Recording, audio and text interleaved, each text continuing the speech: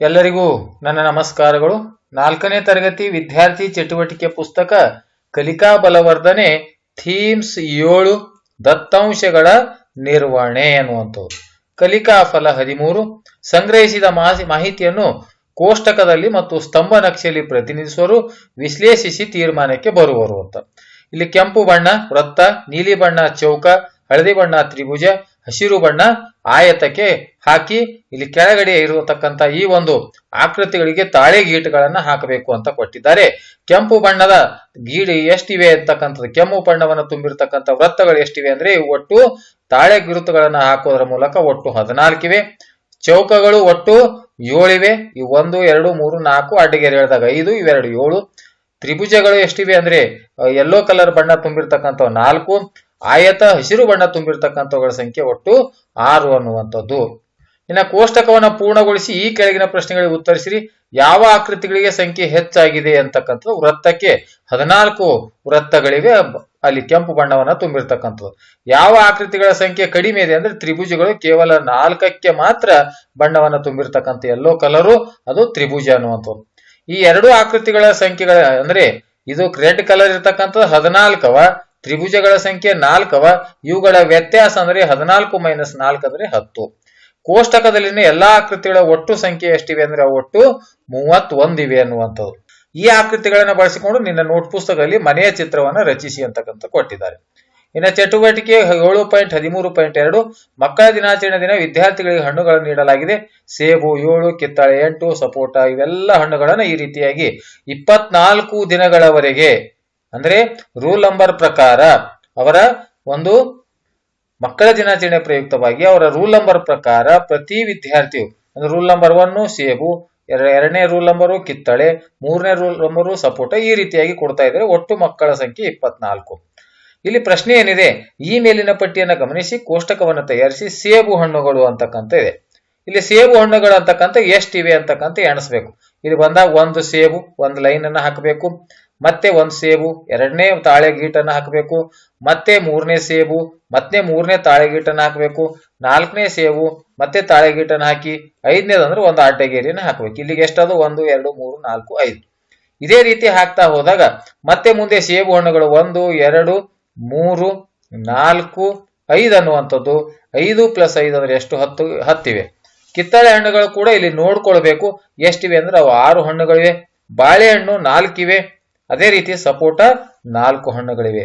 ಒಟ್ಟು ಹಣ್ಣುಗಳನ್ನ ಕೂಡಿಸಿದಾಗ ಇದು ಎಷ್ಟಾಗ್ತಾ ಇದೆ 24. ಅಂದ್ರೆ 24 ವಿದ್ಯಾರ್ಥಿಗಳು ಈ ವಿವಿಧ ರೀತಿಯ ಹಣ್ಣುಗಳನ್ನ ಅವರು ಕೊಟ್ಟಿರುತ್ತಾರೆ. ಹೀಗಾಗಿ ಇಲ್ಲಿರುವಂತ ಟೋಟಲ್ ಕೂಡ ಕರೆಕ್ಟ್ ಆಗಿ ಬಂದಿರಬೇಕು. ಅಂದ್ರೆ ನಾವು ತೆಗೆದುಕೊಂಡಿರುವಂತ ಎಲ್ಲ ಹಣ್ಣುಗಳನ್ನ ಇಲ್ಲಿ ಗೀಟುಗಳನ್ನ ಸರಿಯಾಗಿ ಹಾಕಿ ಸಂಖ್ಯೆಯನ್ನು ಸ್ಪಷ್ಟವಾಗಿ ಕರೆಕ್ಟ್ ಆಗಿ ಬರೆದೀವಿ ಅನ್ನುವಂತ ಅರ್ಥವನ್ನು ಸೂಚಿಸುತ್ತೆ. ಕೋಷ್ಟಕವನ್ನ ಗಮನಿಸಿ ಮುಂದಿನ ಪ್ರಶ್ನೆಗಳಿಗೆ ಉತ್ತರಿಸಿ. ಯಾವ ಹಣ್ಣು ಹೆಚ್ಚು ವಿತರಣೆ ಆಗಿದೆ ಅಂದ್ರೆ ಸೇಬು ಹಣ್ಣು ಹೆಚ್ಚು ವಿತರಣೆ ಆಗಿದೆ, ಯಾಕಂದ್ರೆ 10. ಯಾವ ಹಣ್ಣು ಕಡಿಮೆ ಸಂಖ್ಯೆಯಲ್ಲಿ ವಿತರಣೆ ಆಗಿದೆ ಅಂದ್ರೆ ಎರಡೂ ಸೇಮ್ ಇವೆ. ಬಾಳೆಹಣ್ಣು ಮತ್ತು ಸಪೋಟ ಎರಡು 4 ಇದೆ, ಹಾಗಾಗಿ ಎರಡು ಉತ್ತರಗಳನ್ನು ಇಲ್ಲಿ ಬರೆಯಲಾಗಿದೆ. ಸಮ ಸಂಖ್ಯೆಯಲ್ಲಿರುವ ಹಣ್ಣುಗಳು ಯಾವುವು ಅಂದ್ರೆ ಬಾಳೆಹಣ್ಣು ಮತ್ತು ಸಪೋಟ.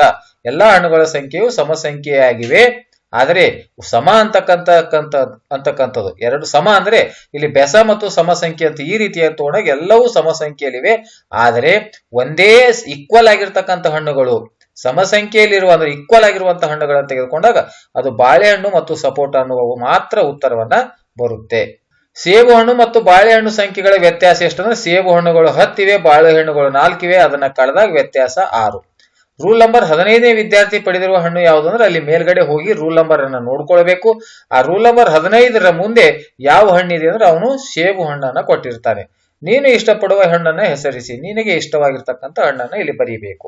ಕೋಷ್ಟಕದಲ್ಲಿರುವ ಸಂಖ್ಯೆಗಳನ್ನ ಸ್ತಂಭ ನಕ್ಷೆಯಲ್ಲಿ ಈ ಕೆಳಗಿನಂತೆ ಚಿತ್ರಿಸಬಹುದು. ಇಲ್ಲಿ ಸೇಬು ಹಣ್ಣಿದೆ, ಸೇಬು ಹಣ್ಣುಗಳ ಸಂಖ್ಯೆ 10, ಕಿತ್ತಳೆ ಹಣ್ಣುಗಳು 6 ಇವೆ, ಸಪೋಟ 4 ಇವೆ, ಬಾಳೆಹಣ್ಣು ಎಷ್ಟಿವೆ ಅಂದ್ರೆ ಇಲ್ಲಿ ಕೂಡ ಬಾಳೆಹಣ್ಣು ಕೂಡ 4 ಇವೆ ಅನ್ನುವಂಥದ್ದು. ಈ ರೀತಿಯಾಗಿ ಸ್ತಂಭ ನಕ್ಷೆಯನ್ನು ಹಾಕುವಂಥದ್ದು. ಈ ಕಡೆ ಹಣ್ಣುಗಳನ್ನ ಈ ಕಡೆ ಹೆಸರುಗಳನ್ನ ಈ ಕಡೆ ಬರೆಯಲಾಗಿದೆ. ಅದೇ ರೀತಿ ಹಣ್ಣುಗಳ ಸಂಖ್ಯೆಯನ್ನು ಈ ಸೈಡ್ ಹಾಕಲಾಗಿದೆ. ಈ ಕಡೆ ಹಣ್ಣುಗಳ ಸಂಖ್ಯೆ, ಈ ಕಡೆ ಆ ಹಣ್ಣುಗಳ ಹೆಸರುಗಳು. ಸೇಬು ಹಣ್ಣು ಒಟ್ಟು 10, ಕಿತ್ತಾಳೆ 6. ಅಲ್ಲಿರುವಂತಹ ಸಂಖ್ಯೆಯನ್ನು ತೆಗೆದುಕೊಂಡು ನಾವು ಸ್ತಂಭ ನಕ್ಷೆಯನ್ನು ಹಾಕುವಂಥದ್ದು. ಚಟುವಟಿಕೆ 7.13.3 ಕೆಳಗೆ ನೀಡಿರುವ ಚಿತ್ರಗಳನ್ನ ಇಲ್ಲಿ ಇರುವಂತಹ ಮಾಹಿತಿಯನ್ನ ಸಂಗ್ರಹಿಸಿ ಸರಿಯಾದ ಕ್ರಮದಲ್ಲಿ ಕೋಷ್ಟಕ ರೂಪದಲ್ಲಿ ಪ್ರತಿನಿಧಿಸಿ ಸದಸ್ಯ ಸಂಖ್ಯೆ 40ಕ್ಕೆ ಮೀರದಂತೆ ಅಂತ ಹೇಳಿದ್ದಾರೆ. 40ಕ್ಕೆ ಮೀರದಂತೆ ಅಂತ ಹೇಳಿದ್ದಾರೆ. ಇಲ್ಲಿ ನಾನು 15, 21, 10, 31, 33, 40, 50, 40 ಮೀರದಂತೆ ಅಂತ ಹೇಳಿದರೆ ನಾನಿಲ್ಲಿ 50 ತೆಗೆದುಕೊಂಡು ಅದಕ್ಕೆ ನಕ್ಷೆಯನ್ನು ಹಾಕಿನಿ. ನೋಡೋಣ. ಬಿಳಿ ತಾಳೆ ಗುರುತುಗಳು 15, ಕೆಂಪು 6, ನೀಲಿ 12, ಹಸಿರು 7, ಹಳದಿ 10 ಅಂದ್ರೆ ಒಟ್ಟ ಇಲ್ಲಿರುವಂತಹ ಸಂಖ್ಯೆ ಒಟ್ಟು 50 ಆಗಿದೆ. ನೋಡೋಣ. ಕೊಟ್ಟಿರೋ ದತ್ತಾಂಶವನ್ನು ಸ್ತಂಭ ನಕ್ಷೆ ರೂಪದಲ್ಲಿ ಪ್ರತಿನಿಧಿಸಿ y ಅಕ್ಷ 1 ಸೆಂಟಿಮೀಟರ್ಗೆ 1 ಮಾನಗಳಂತ ತೆಗೆದುಕೊಂಡಿದ್ದೇನೆ ನಾನು. ಇದಕ್ಕೆ 1 ಮತ್ತು ಇಲ್ಲಿ ಗ್ರಾಫ್ ಹಿಡಿಯೋದಿಲ್ಲ ಅನ್ನೋ ಉದ್ದೇಶದಿಂದ ಆ ರೀತಿಯಾಗಿ ತಿಳಿದ್ರು. ಇಲ್ಲಿ ಬಿಳಿ, ರೆಡ್, ಬ್ಲೂ, ಗ್ರೀನ್, ಯೆಲ್ಲೋ ಬಣ್ಣಗಳನ್ನ ಈ ಕಡೆ ತೆಗೆದುಕೊಂಡಿನಿ. ಇಷ್ಟಪಡುವ ಬಣ್ಣಗಳನ್ನು ಈ ಕಡೆ. ಬಿಳಿ ಬಣ್ಣವನ್ನು ಇಷ್ಟಪಡ್ತಿರ್ತಕ್ಕಂಥ ಎಷ್ಟು ಹಣ್ಣುಗಳು ಎಷ್ಟಿದು? 15 ಇದು. ಅದೇ ರೀತಿ ಕೆಂಪು ಬಣ್ಣಗಳನ್ನು ಇಷ್ಟಪಡ್ತಕ್ಕಂಥವು 6 ಹಣ್ಣುಗಳಿದ್ದು, ನೀಲಿ ಬಣ್ಣಗಳು ಇಷ್ಟಪಡ್ತಕ್ಕಂಥ 12 ಇದ್ದು, ಗ್ರೀನ್ ಕಲರ್ ಇಷ್ಟಪಡ್ತಕ್ಕಂಥ 7, ಯೆಲ್ಲೋ ಕಲರ್ ಇಷ್ಟಪಡ್ತಕ್ಕಂಥ 10. ಇಲ್ಲಿ ಮೇಲೆಗಡೆ ಇರುವಂತ ಈ ತಾಳೆ ಗುರುತುಗಳನ್ನು ನೋಡಿಕೊಂಡು 15, ಬಿಳಿ, ಕೆಂಪು 6, ನೀಲಿ 12, ಹಸಿರು 7 ಮತ್ತು ಹಳದಿ 10 ಅನ್ನುವಂಥದ್ದು ಇವುಗಳನ್ನು ನೋಡಿಕೊಂಡು ಸ್ತಂಭ ನಕ್ಷೆಯನ್ನು ಇಲ್ಲಿ ಕೆಳಗಡೆ ರಚನೆಯನ್ನ ಮಾಡಲಾಗಿದೆ.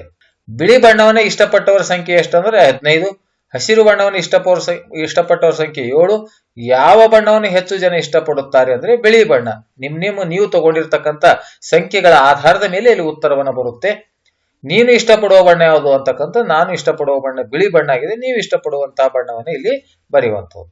ಇನ್ನು ಚಟುವಟಿಕೆ 7.13.4 ಚಟುವಟಿಕೆ ಬೇಕಾಗಿರುವ ಸಾಮಗ್ರಿಗಳನ್ನ ಕೊಟ್ಟಿದ್ದಾರೆ. ಗಣಿತ ಘಟ್ಟಿನಲ್ಲಿರುವ ಅಬಾಕಸ್ ಅನ್ನು ತೆಗೆದುಕೊಂಡು 8 ಹಳದಿ, 7 ನೀಲಿ, 6 ಹಸಿರು ಈ ರೀತಿ ಎಲ್ಲ ತೆಗೆದುಕೊಂಡು 5 ಬಣ್ಣಗಳ 38 ಬಿಲ್ಲೆಗಳನ್ನ ಇಲ್ಲಿ ಬಳಸ್ತಕ್ಕಂಥದ್ದು ಅಂತ ಬಳಸಿ ಡಬ್ಬಿಯಲ್ಲಿರುವ ಬಿಲ್ಲೆಗಳನ್ನ ವಿದ್ಯಾರ್ಥಿಗಳು ಸರಿಯಾಗಿ ಜೋಡಿಸಿದ್ದಾರೆ ಎಂಬುದನ್ನು ಗಮನಿಸಿ ಅಗತ್ಯವಿದ್ದಲ್ಲಿ ಮಾರ್ಗದರ್ಶನ ನೀಡಬೇಕು.